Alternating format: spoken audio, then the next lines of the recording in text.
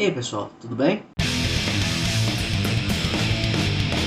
De antemão um disclaimer, eu estou cansado. São o quê? 2 horas da manhã. Começar falando de Juízes Negros, né? Então, saiu pela editora Mitos, foi lançado em 2018, em novembro de 2018, capa dura, páginas coloridas, 164 páginas. O roteiro é do Nigel Long, parece que o pseudônimo dele é K-W, né? E a arte é do Dave Kendall, que é uma arte muito boa, muito foda, a arte pintada, bem trash assim, parece capa de heavy metal. As artes são muito boas. Esse volume vai compilar a história do mundo morto e outras histórias curtas. Inclusive a arte dessas histórias curtas é melhor, porque o mundo já está destruído e a arte combina muito mais. É o início, né, de toda a ascensão dos Juízes Negros, né, porque na cabeça deles, como eu já disse lá no podcast, eu dei uma pincelada, né, na cabeça deles a vida é um crime, porque o crime é cometido pelos vivos, então eles preferem, na cabeça deles, irem na raiz do problema, ferrando a vida do povo, né, lascando todo mundo.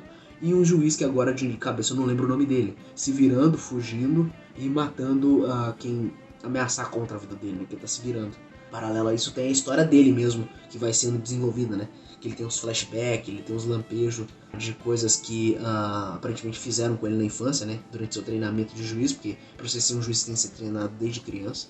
É um treinamento muito cansativo, muito opressivo, né? Raspam sua cabeça, chamam só pelo seu sobrenome, né? É extremamente militarizado o treinamento, né? Porque pra você ser um juiz e tal, e o juiz é algo muito... você tem que ser incorruptível, você tem que ser implacável, né? Etc. Você tem que ser praticamente uma máquina. Tem uma pegada até de como se fosse pós-apocalíptico por causa disso, né? Que é um cara indo de um ponto ao outro, se virando, encontrando pessoas. É ele e a motinha dele, que eu não lembro o nome agora, que tem uma inteligência artificial, ela faz umas piadas, é bem bacana, assim, é bem engraçado algumas tiradinhas. Aí ele encontra uma garota, proveniente de um fato anterior, que eu não vou falar e tal. E é uma história legal, assim, é uma história ok, eu diria que é uma nota 8. Tem um porém que nessa edição ela tem um gancho pra continuar, só que a Mitos não continua ela ainda. Perguntei no Instagram, eles falaram que por enquanto não tem plano. Então esse é o porém, né? Pro negócio custar 90 conto e não continuar, né? É foda. E tem a outra história, né, que são as histórias curtas dos Juízes Negros, né? Os Juízes Negros são o Fogo, no caso do inglês, né, o nome dele é com Y, né? Fire, só que com Y. O Mortis, encosta, apodrece e morre, tipo, como se fosse de velhice, né? Deterioração, vamos dizer assim, deteriora. O Medo, né, que é o juiz que ele tem um capacete, ele abre assim, então é uma coisa muito aterrorizante. Geralmente ele mata as pessoas de susto por causa disso. E o Juiz Morte, que ele encostou, matou, pronto. E conta, cada um, ela é mais introspectiva, cada um conta um ponto de vista de cada juiz e tal, né? Infelizmente o mercado de dread não é tão aquecido aqui no Brasil, então vai ser tranquilo de vocês acharem. A maioria das edições são bem tranquilas. Foda vai ser o preço que uma pessoa ou outra vai cobrar, ou a loja que você vai comprar, né? Eu paguei R$40 a minha, no caso. Vamos falar do Missionário Lua de Sangue, né? Aqui a ficha foi lançada em março de 2017, também pela editora Mitos, né? 108 páginas, capa dura, páginas coloridas, né? E preço de capa aqui desse missionário quando saiu era R$60. Eu paguei uns 27, R$28, que é uma das mais baratas que você encontra, porque é uma história fechada e eu não sei se os caras dão o devido valor nela, né? O missionário, ele é um juiz praticamente, só que de Texas City. Texas City, devido a problemas, eu não lembro se foi devido à guerra ou por meio que segregação, né? Eles meio que ignoravam a cidade do Texas, porque as megacities são grande megalópolis, né? São um monte de cidade agarrada, como se fosse uma São Paulo 10 vezes maior, né? Aí tem a Megacity 1, 2 e tinha a 3. A 3 era Texas, só que eles eram meio escanteados. Depois dos acontecimentos, eles pedem a independência. E eles se transformam em Texas City, ou Tex City.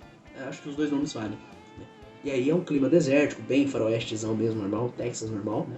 Só que aí tem mutante e tal, é uma terra bem mais sem lei, porque as Megacity é vigiada pelos juízes, né? Texas City tem os juízes, mas é um pouco mais de esborne, assim, é mais largado. Né? Vai ter o clima de faroeste e tal, né? O missionário, ele é um juiz, né? Ele é um cara temente a Deus e tal. E são 3 histórias, né? A história do Lua de Sangue, a Estação da Bruxa, a segunda, e Santuário, a terceira. A Lua de Sangue é a história maior, as outras 2 são mais pra cumprir tabela ali, pra preencher o encadernado. Lua de Sangue vai contar a história, vai introduzir ele, né, o missionário e tal, vai mostrar que ele conhece um mutantezinho, porque no mundo do Juiz Dredd tem um monte de coisa, tem coisa espacial, tem coisa das guerras, tem o lance dos Juízes Negros, que são de outra dimensão, né, o objetivo deles é ir matando de dimensão em dimensão, acabar com toda a vida no mundo. Nas dimensões que eles vão passando, né? Só que toda vez que ele chega na dimensão do Dredd, deixam um estrago significante até, mas nunca conseguem chegar às vias de fato. Sempre por alguma coisa eles conseguem eles perdem, né? No caso desse missionário, ele tá fazendo o trabalho dele, né? Vai pra lá, vem pra cá, resolve o serviço, ele vai catequizando de certa forma, né? Vai, por causa das frases de efeito, ele conta versículo da Bíblia e tal. E ele também vai fazendo o serviço dele de juiz, né? Porque ele só não usa a farda de juiz normal, mas ele tem um serviço de um juiz. É como se fosse um xerife. E tem um ser grandão, um chifre fininho, bombadão, grandão, desce na Terra. Ele é um experimento geneticamente modificado e tal, forte, grandão, bombado, regeneração, um monte de coisa. E aí ele começa a fazer putaria e tal. E aí o missionário fica sabendo, ele já tava ali perto, e aí vai acontecer deles se cruzarem. E aí é tiro, frase de efeito, um quadrinho muito cheio de ação, né? Muito divertido. Pra R$30 em capa dura, eu acredito que seja uma história muito boa. São 3, não vou contar as outras 2. Enfim, a segunda é o Estação da Bruxa, né? Que é depois de terminado esse imbróglio do Lua de Sangue, né? Do bichão lá que ele resolve a treta, né? Ele tá andando por aí e mais uma coisa pra ele resolver. Um espírito assombra a cidade. O que será? O que é? Aí só lendo pra descobrir, né? Uma história bacaninha, né? Mais pra completar a pena, mas ela é legal. Ela é mais devagar porque é mais de investigação, ele quer saber, quer entender, né? Mas no geral é bacana assim e tal. Aí tem a terceira, né? Que é o Santuário. É uma história bem tranquila também, assim. Eles andando de novo, chegando no lugar. É uma mãe, numa roça, né? Num sítio, com uma casa normal.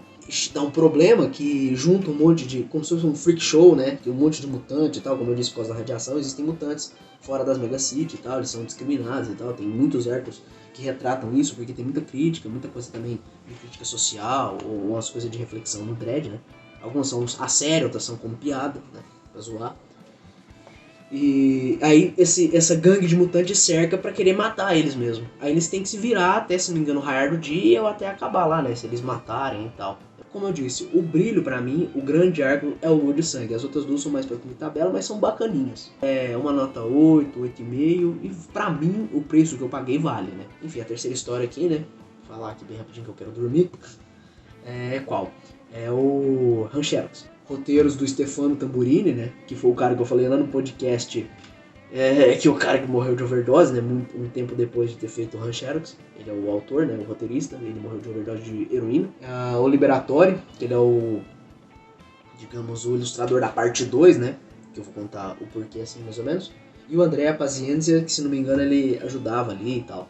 Isso, né? Foi publicado em agosto de 2010. Pela editora Conte, eu tava meio parado, agora voltou inclusive. Inclusive eu tenho vontade que eles republiquem, né? Foda vai ser o preço, dependendo do jeito que tá as coisas. 192 páginas, capa dura e colorido. A parte pintada, né, pra frente, porque as primeiras edições eram preto e branco e desenhada normalmente. O preço da época era R$50, então imagina qual o preço que vai sair agora se eles conseguirem relançar, né? Né? Enfim, o Rancheros ele é um robô, não sei se poderia chamar de androide, com a matriz dele, né, o cérebro dele é uma máquina de Sheraton. É um mundo cyberpunk, todo ferrado, todo fudido. Recomendado, esse quadrinho é recomendado para maiores de 18 com toda certeza, porque tem muita coisa errada. Prostituição de menores, coito com menor de idade, né? Cada história mais ou menos é uma história do Rancheros, aventuras e desventuras dele com a garotinha, com outros personagens que são introduzidos, né? Nesse mundo todo ferrado, todo fudido, né? Eu, se não fosse essas coisas do YouTube, eu falaria um pouco mais da história com os detalhes que eu consigo lembrar. Mas como tem umas paradas que é muito pesada, eu não vou poder dar tanto detalhe. A acidez é muito divertida, assim, mas você tem que ter consciência. É para maiores de 18, tem muita coisa errada. Se você não tem a cabeça no lugar ou não tem, digamos, o discernimento para saber que isso não é um incentivo, isso não é uma forma de falar, vai lá e faz que tá certo. Não. Felizmente é só esse negócio da menor de idade e uma coisa ou outra assim com droga. De resto é humor negro, é gente morrendo e tal, mas isso é comum ao cyberpunk, né?